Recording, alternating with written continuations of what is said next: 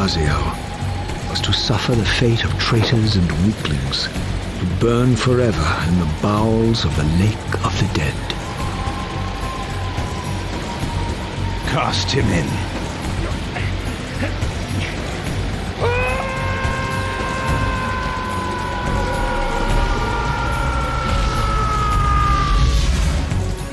Tumbling, burning with white-hot fire, I plunged into the depths of the abyss. Unspeakable pain, relentless agony. Time ceased to exist. Only this torture and a deepening hatred of the hypocrisy that damned me to this hell.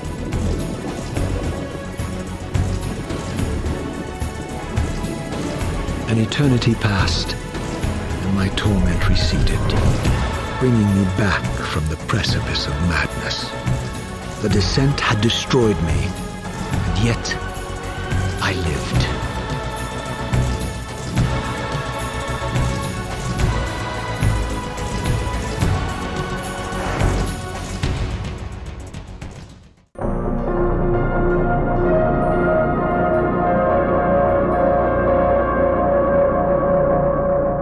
What's happening, people? Welcome back to Free From Fear, a safe space to embrace horror. I'm your host, Liam Bolton, and I'm here with some of the more exciting news that I've had. It's not even exciting news, it's just the Legacy of Kain Soul Reaver is back, and I'm buzzing. At the time of recording, it's the day after the release of Soul Reaver 1 and 2 Remastered. It is the 11th of December as I record this. And I've still not had a proper chance to play it. I intend on streaming it once I've done recording this podcast. But I wanted to use this time to remember this amazing game from 1999. I'll do a little delving into what it actually is for people that aren't aware, because that's the thing. That's something else we can delve into. Like, I don't want to say it's not the most well-known game or franchise or series in the world, but it's one of them IPs that has a cult following. It's got a big following behind it, and even more amazingly, given the fact that I think the last game in the series came out in 2003 or 2004, so you're talking 20 plus years since an actual video game or some form of media was released with Legacy of Kain, and yet there's still, myself included, there is a mass following of die-hard fans of this franchise, and it's just so amazing for people like me. And many of you out there, I'm sure, that Crystal Dynamics, not that they're the ones behind the remaster, but they're still part of it. It's their game. Asper are the ones behind the actual remastering of this classic. It's just great that we've finally got our game back. We've got, for someone like myself, I don't really play games on PC, and I know things are a little bit more accessible on PC to my understanding. But for me, who grew up playing this game back in obviously it came out in 99. I'd have played it in about 2000, 2001 probably, when we had it on PlayStation. But when they're not remastering PlayStation games, and PlayStation haven't always been the best with backwards compatibility, so it's just the fact that you've got this almost a definitive edition of the game that we now get to play. Because I did have a cheeky little sneak peek on it last night, because I couldn't help myself when I got 10 minutes just before we went live over on my other channel, Slothfox. We did a live stream last night, myself and bestest bud in all the world, Nick. Hi, Nick.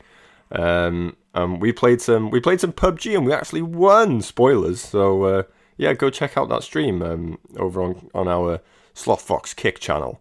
It was a good laugh, and we intend on playing some more PUBG because we haven't played it in years. It was just a random thing that we did. But yeah, back to Soul Reaver. I'm gonna delve into just exactly what it is before I rabbit on about like nonsense. But firstly, make sure you check out Free From Fear on all the socials. I say all the socials. I'm saying that because it's what I always used to say on the old podcast and what I sometimes say on Slothfox. But I've completely culled my social media stuff, so I'm literally now only on Bluesky, the new Twitter. So check out at freefromfearpod.bsky.social. Or just look for Free From Fear. Or if you're on Blue Sky, go search for Free From Fear. And check out the YouTube channel where all these will end up.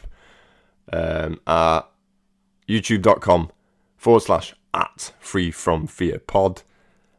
Like I say, any new episodes of the podcast, this included, will end up over on the YouTube channel.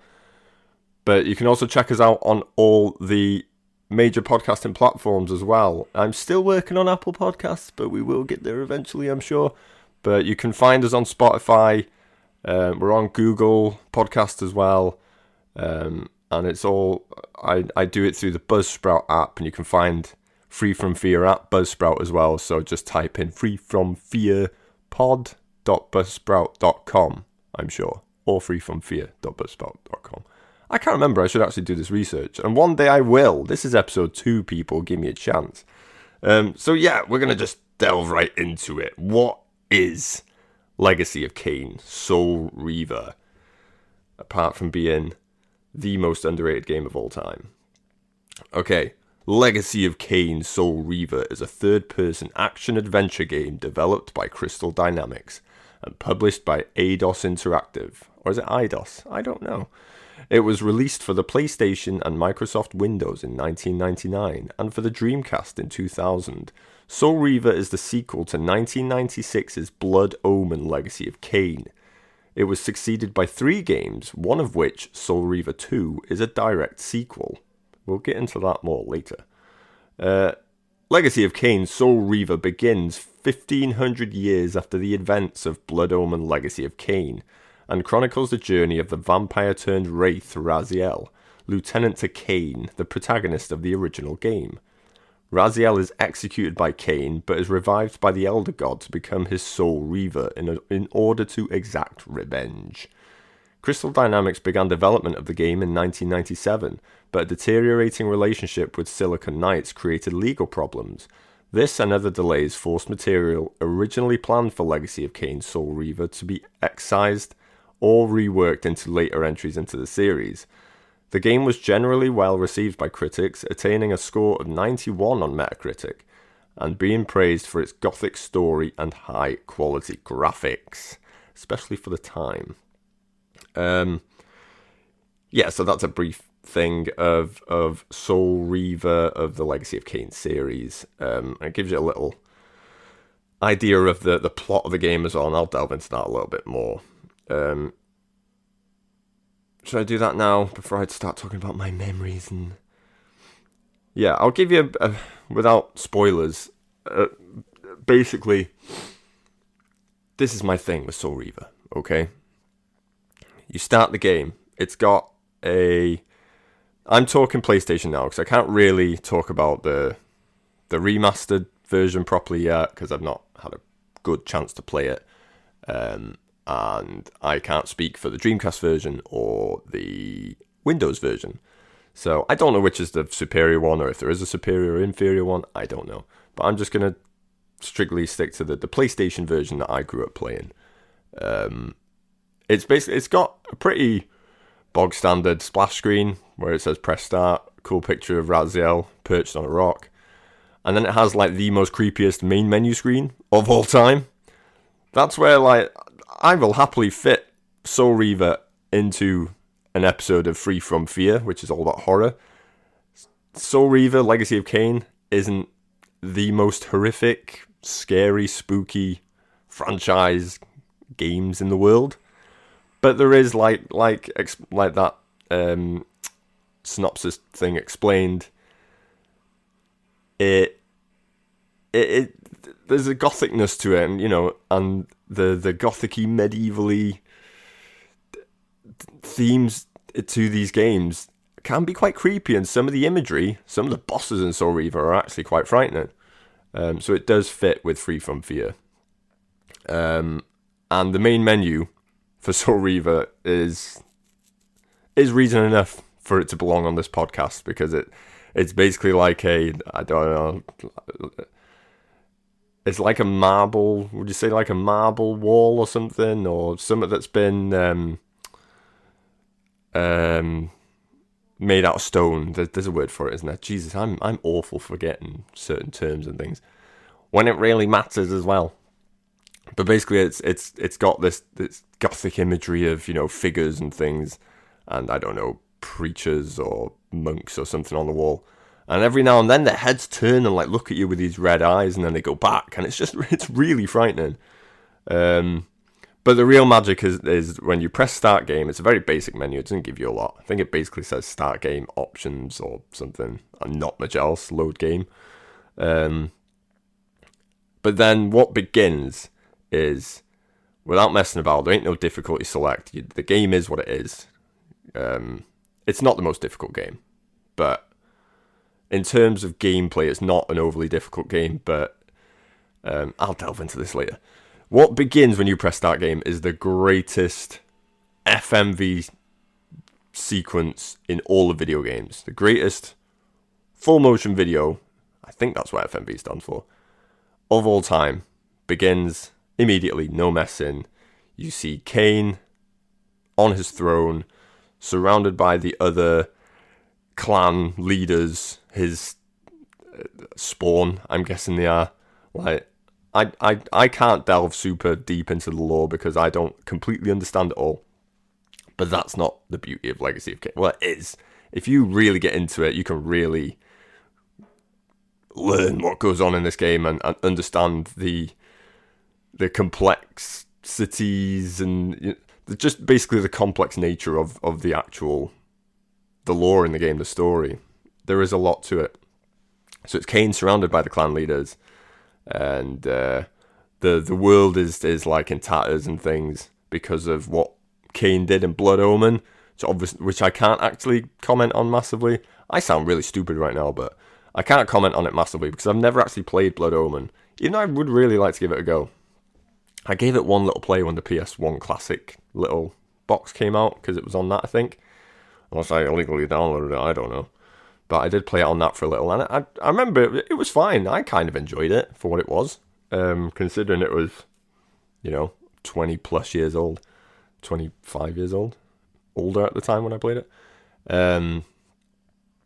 Yeah, and then you've got Raziel, you got Michael Bell, who voices Raziel, narrating what's gone on. The world's in tatters, and Kain is the main head honcho there, and he's in charge of it all. And then in walks Raziel, and he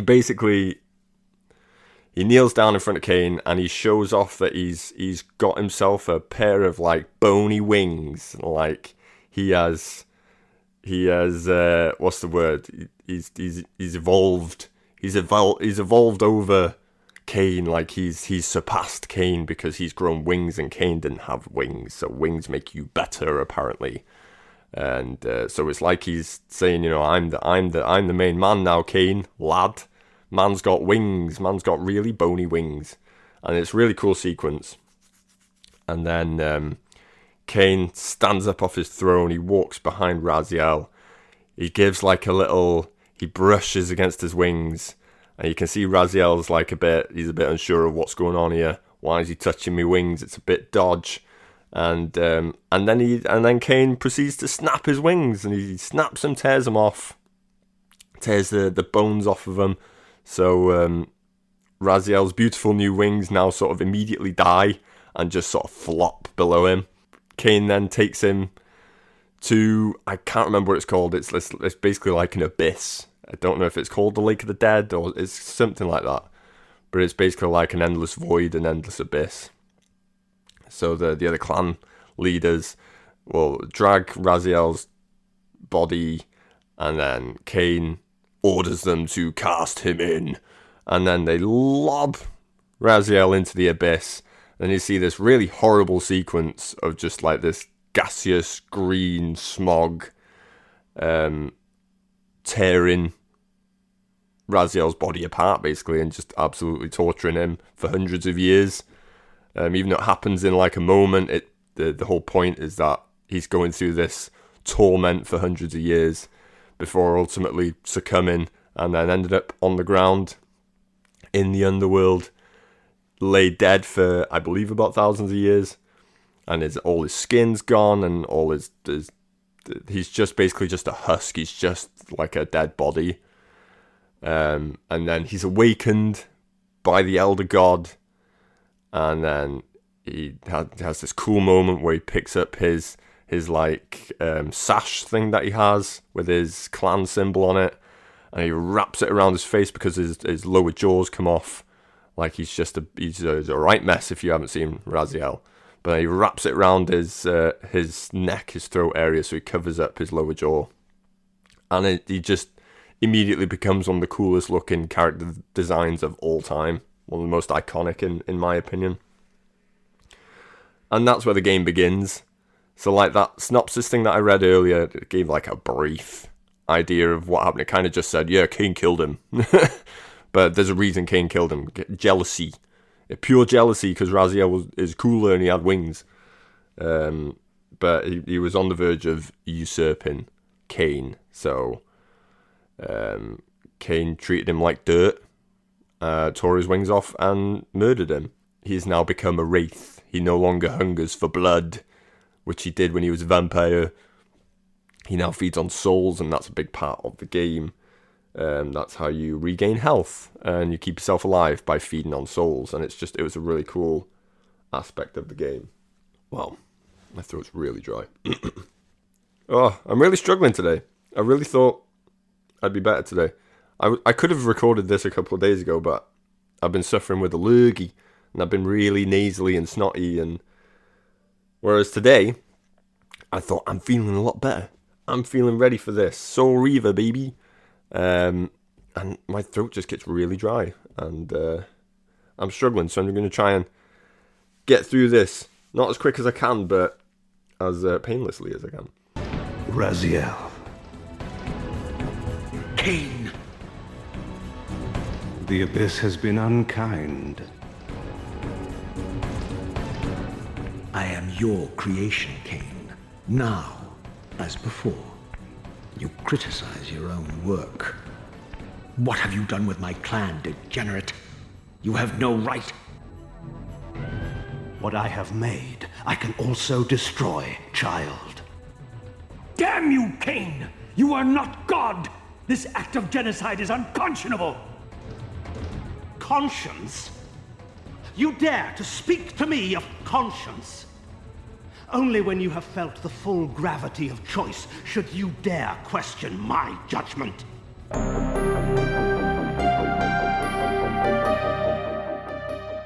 There's a reason I have a massive lack of knowledge, but I've never been one for like getting deep into lore of things anyway. The only things I like know a lot of information about are like games and films that I've watched a billion times. So Resident Evil, I know a lot of information about it. I couldn't dive deep into characters' backstories and stuff like that, but anything that happens in the games, I know. Same with films and like the John Wicks and stuff like that, Friday the 13th. I know a lot about them because I've watched them loads of times. Legacy of Kain, Soul Reaver especially, is different. Like, I don't claim to be like a massive Legacy of Kain fan or fanboy or nerd or anything like that. My whole thing with, I have played Soul Reaver 1, and that's really it. I attempted to play Soul Reaver 2 a couple of years back. It's basically, this was always my thing with Soul Reaver. For whatever reason, my dad got Soul Reaver for the PlayStation, and I still to this day don't know why he got it or how he got it. Maybe he was gifted it. I don't know, because it's not the kind of game my dad would play. Unless he'd heard this game's supposed to be really good, then he'd have got it back then. But like the evolution of games, you know, with the PlayStation, you know, Sega Mega Drive, PlayStation, SNES, and all that, That's when people were trying new things out, and you would hear things and you would try the new games. Whereas these days, everyone knows what's what. All the genres are out there. All the games have been made, basically, haven't they? So, like, my dad now wouldn't try new things. He's got his FIFA, he's got his Formula 1, Gran Turismo. He knows what he likes, and he just sticks with what he likes. Whereas back then, he would obviously hear... I remember him getting Alone in the Dark because he'd heard it was better than Resident Evil. Lies. I don't know what else. We had a load of random stuff. And to me, this was just one of them random games. And because I was young, and I would see whatever he had in his little collection of games, and I'd whack it on and I'd give it a go. And Soul Reaver was one of them. And for the longest time, until COVID... So it would have been 2020. So from 1999 to 2020, this was always the game that I claimed was the greatest game that I'd never finished.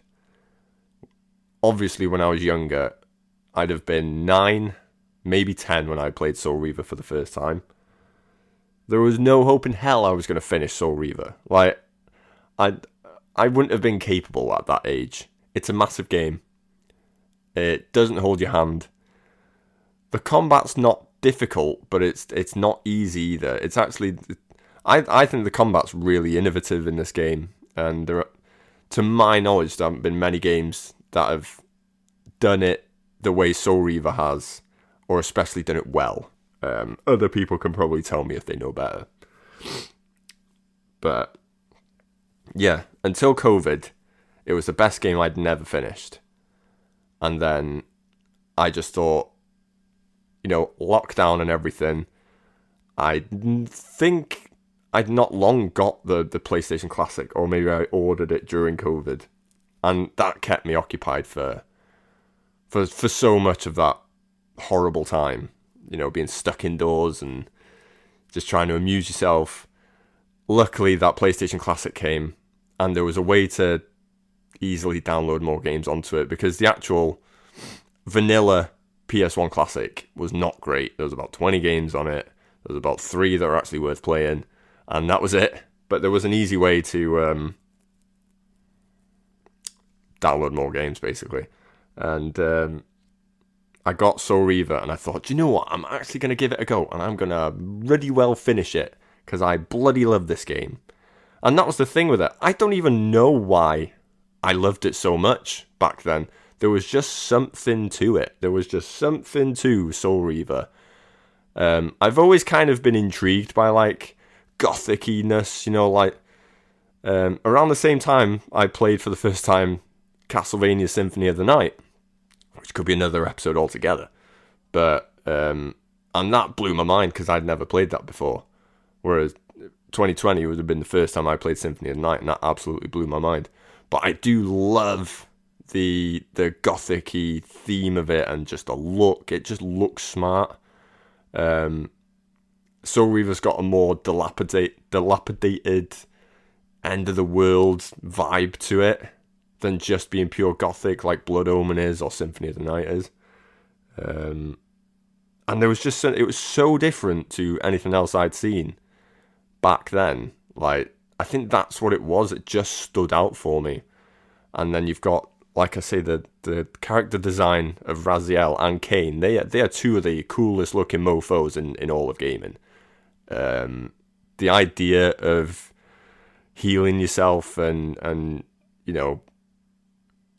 boosting your vitality and that with feeding on souls, and the way it was done was so clever. You have to actually physically defeat your enemy to the point where they're either a corpse on the floor, or if you're in the spectral realm, which we'll get into in a little bit, and they sort of turn into ghosts when you kill them, you then have to feed on their souls in order to actually eliminate them. Like, otherwise, there's certain enemies where you'll beat them to a point where they stagger, and then you can stab them with a spear or something to kill them off, and they'll fall on the ground and their soul will just float about in the area.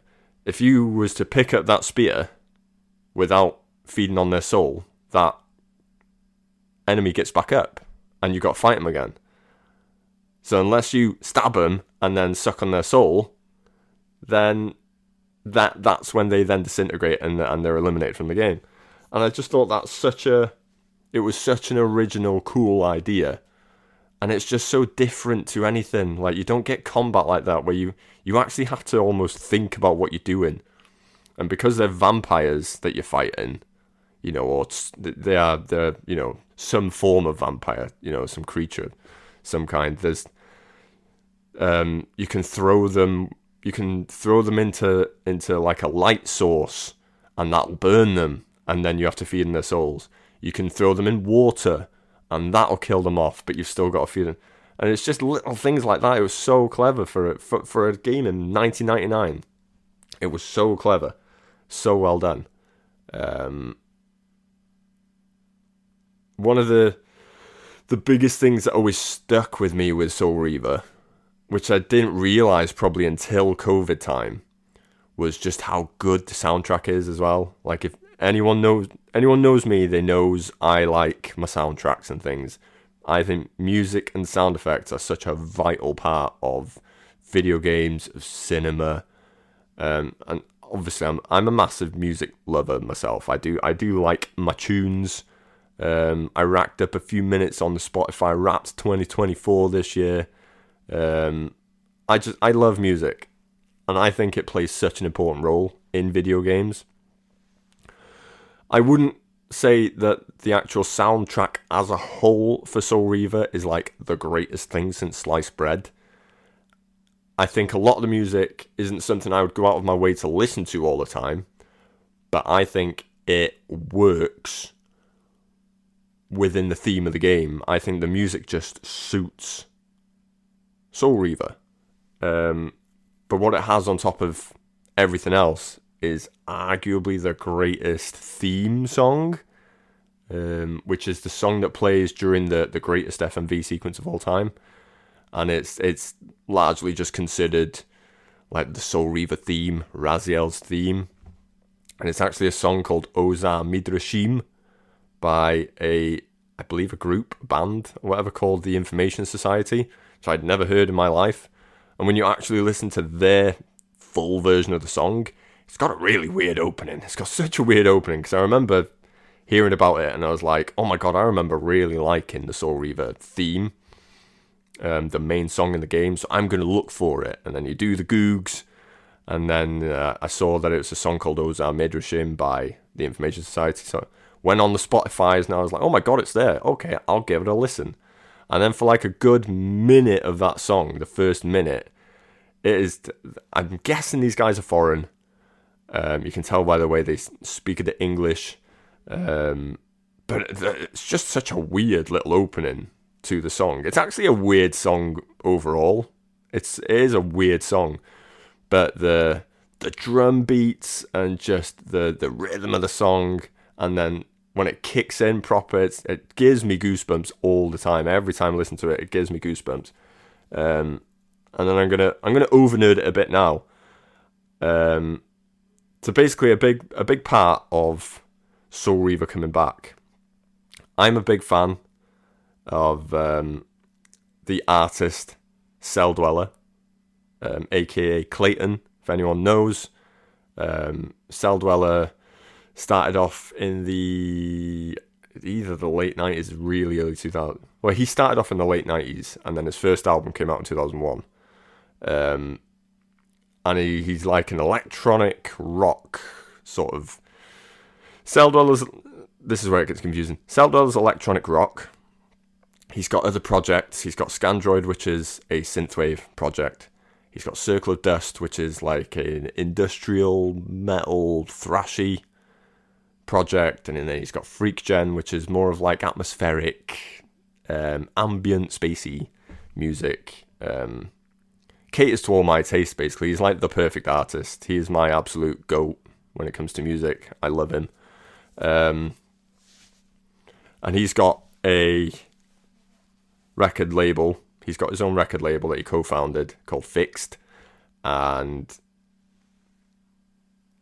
recently he started a new company called Bitbot Media, and they have created a new Legacy of Kain story, a new Soul Reaver story, in the form of a digital comic that they kickstarted, and that happened months ago. It happened months ago, before Soul Reaver Remastered was announced and everything. And like, I've been listening to Clayton since whenever the Doom movie trailer came out. The Doom movie trailer, 2004 maybe, came out, and it had one of Celldweller's, probably his most famous song called Switchback, which is like just really cool, and everyone needs to go out and listen to it. That's what got me into Celldweller, hearing that song, and I've been listening to him ever since, endlessly. And yeah, so he started a new company, and it's to do with creating other types of media other than music, basically. So getting into movies, TV, games, comics, and they've created a Soul Reaver comic called, I think it's called The Dead Shall Rise, and it's the first new bit of Soul Reaver content for 20 odd years, and it seemed like the most random thing. So I jumped straight on it. I jumped straight on the Kickstarter. I even got the one where I get a vinyl record, because Celldweller, and I believe with, he's collaborating with someone else, and I can't quite remember who it is because it was ages ago now. Feels like ages ago. Celldweller's recreating, I believe it's some of the tracks from the soundtrack, including Ozar Midrashim. So it at the time, it absolutely blew my mind that one of my favourite games of all time at the time wasn't returning. But, the writing was on the wall, wasn't it? If they're bringing Soul Reaver back, they must have heard whispers that the games were returning or whatever. But my favourite artist of all time is covering, remixing, or remastering, whatever you want to call it. He's bringing his own version of the Soul Reaver theme out shortly. I believe it's early next year that we get the vinyl record. Those of us that did put money towards that. And it's just, yeah, like I say, my favourite artist is covering one of my favourite songs in one of my favourite games. And it to me, that was just one of them mind-blowing moments. But that's just, a lot of you guys probably don't even know who Celldweller is. If you don't, you should go check him out, because he's, if you like electronic rock, metaliness, synth stuff, he's your guy. He's the best out there.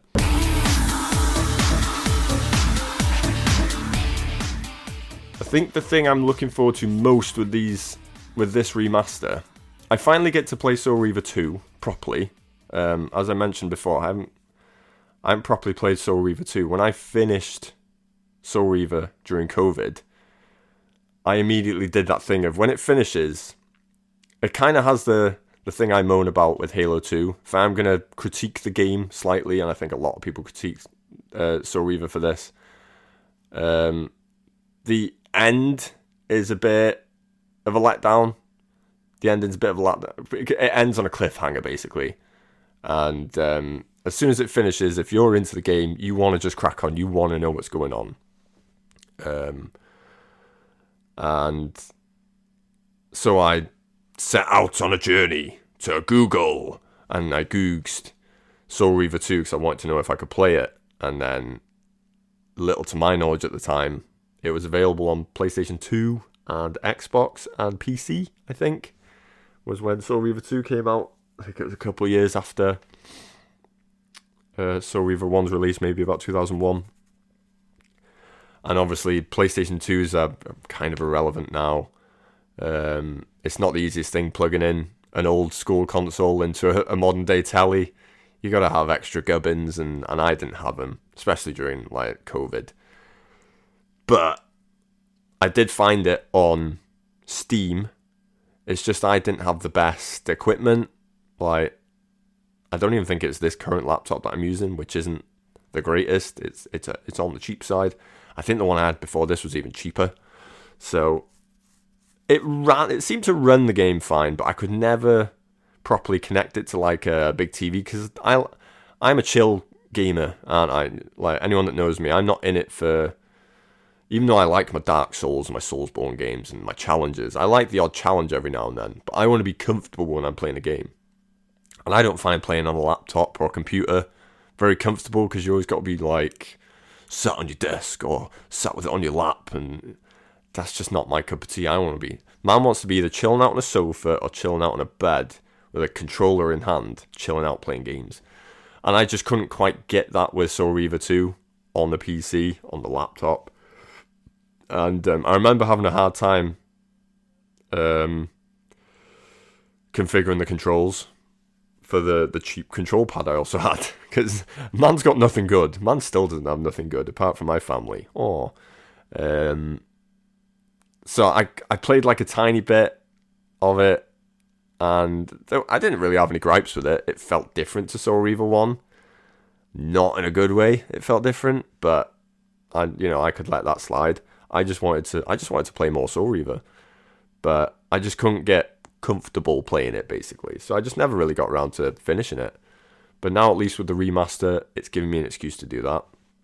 The main thing that I'm absolutely buzzing about is that I get to, and I posted this on Bluesky yesterday because I was so excited. I get to control the camera with an analog stick this time. Oh yeah! If anyone remembers Soul Reaver on the PS1, it was pre-analog days. So it was when the PS1... They did release a PS1 controller with analog sticks, because they did incorporate it eventually. But on Soul Reaver's release, I think it was just when the pad was just the pad with no analog sticks. So you had to control the camera left and right with, I believe it was the L2 and R2 buttons, and it was so clunky. It was, honest to God, so clunky if you never played it. If you know, though, you absolutely know. It wasn't great. But that was the first thing I noticed when I had my little sneak peek last night, and I jumped on for 10 minutes. I could control the camera, and it was fluid, and it felt nice. Like, that's the main thing with it. I'm not overly asked about graphical updates. I will happily play the game with the way it looked back in 1999, because I love the graphics of the game. I love it. I think they still hold up today. Obviously, the PS1 era graphics, but you know what everything is. Again, I emphasize Raziel's design is cool as balls. He looks smart. The world looks good. And then I think what I am looking forward to with the remastered look is how well, like, that shift in between the spectral realm and the material world, how that looks, because that always looked really good. So for those that don't know, like, one of the main abilities that Raziel can do, and it's something, again, that you don't see a lot in games, to my knowledge, or not done well as Soul Reaver, is he has this ability when you progress through the game a little bit, and I mean like a little bit, it's really early on when you start doing it. But this is, again, I could not grasp this as a child. Like, I couldn't comprehend what was happening. You start off in the spectral realm because you're dead. Raziel died. So then you find little portal things, like little little portals that you stand on, and it gives you the ability to shift back into the material world, so you can teleport back into the material world, the world we live in, where things, happen, and there's physical objects that you can manipulate with. And as you do that, it's all done in real time, so you see, like, buildings and trees and pillars and everything. You see them all shift to like a decayed state, and it just looked amazing. And then, like I say, when I was a child, when you're in the spectral realm, you can't actually manipulate objects and things. You can't grab weapons to fight things with because you're a ghost. You're a wraith. You're dead. You're dead. You're nothing. You're not of that world anymore.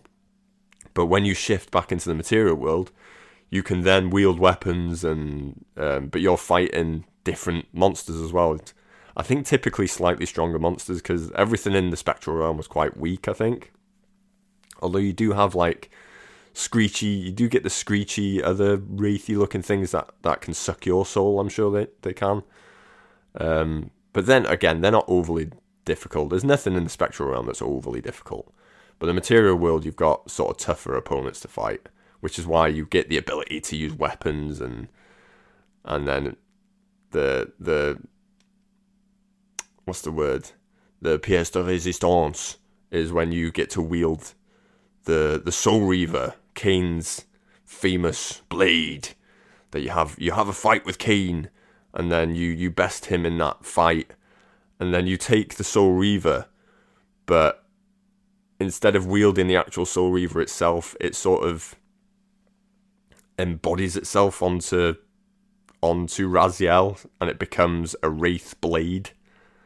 So whenever you've got full health in the material world, you have this like smart lightsabery looking blade that wraps itself around Raziel's arm, and you can use it to do like insta kills on monsters. It's so cool. It's so amazing. But once you take a hit and you're not at full health, he loses that. So you've got to keep sucking on souls, keep your health up, so you can wield that blade. Yeah, honestly, I can go on and on and on about Soul Reaver. Pretty much all nonsense and just memories of the game. But I don't want this episode to linger as much as the first one did. I'm going to try and keep episodes between like 30 and 45 minutes. What are my expectations for the future for Soul Reaver? Honestly, I have no idea. I'm just glad that we've got... I didn't even need a remake of Soul Reaver. I think a lot of people wanted a full-on remake of Soul Reaver. I'm just glad that we've got our old game back.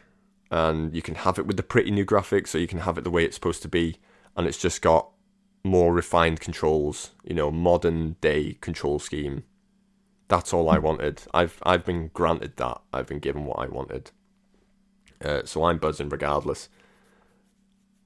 Would I like a Soul Reaver 3? Without spoiling anything for people that don't know or are wanting to play the game and are going to play it soon or whatever, I'm not going to spoil any endings or anything. But I don't see how they can make a Soul Reaver 3 unless it's either a reboot, which I'd be surprised with because they've dropped the remaster now. It'd be odd to reboot it. Or if there's a new character. Because I don't think Raziel would be in Soul Reaver 3. Which would be a shame, because he's such he's the main piece of the puzzle for me. He's the coolest thing about the game. There ain't no cool looking video game character out there, arguably, in my humble opinion. So I don't know. I'm more than buzzing with what we've been given by the team at Asper and Crystal Dynamics, and I can't thank them enough for bringing back one of my favourite games of all time. And just, I love seeing all the hype and the celebration about it on social media. I absolutely love it. And like I say, I can't wait for my special vinyl soundtrack from my favourite artist in the world, Cell Dweller, to drop some Soul Reaver remixes. I think that's just the coolest thing in the world, honest to God. But yeah, I'm going to shoot off. I'm going to finish up here because I'm going to go and play the game. I'm going to go and stream the game over on Kick at kick.com/Slothfox, my other project. I'm going to chill out and play some Soul Reaver. Going to gush over it some more. If you are even, if you've heard of it and you've sort of thought, maybe I'll give it a go one day, absolutely go and give it a go. I can't recommend this game enough. Obviously, you're talking about a 25-year-old game now. it's aged, so, you know, kind of take a lot of things with what I say with a pinch of salt, because I'm a Soul Reaver fanboy. Like, it has its issues, but it has so many qualities as well. So you might not love it as much as what I do, but I hope everyone that plays it sort of appreciates it for what it is and what this game brought to the video game industry. Yeah, just go out there, play it. Let me know what you think. Hit me up on Bluesky at freefromfearpod.bsky.social. Let me know what you think of Soul Reaver. I am going to be posting about it a lot over the coming days, because why not? It's one of my favourite games ever, and it's back. I never thought I'd see the day that Soul Reaver would be back, and oh my god, here it is. December 10th, 2024. Soul Reaver has returned. Thanks for listening, guys. Stay tuned. There will be more Free From Fear poddies to come. There'll be one more for this year after this one. So I'm just going to think about what that episode will be. And then episode 4 will be back in the year 2025. But yeah, go and enjoy Soul Reaver and let me know what you think. Cheers, guys. See you later.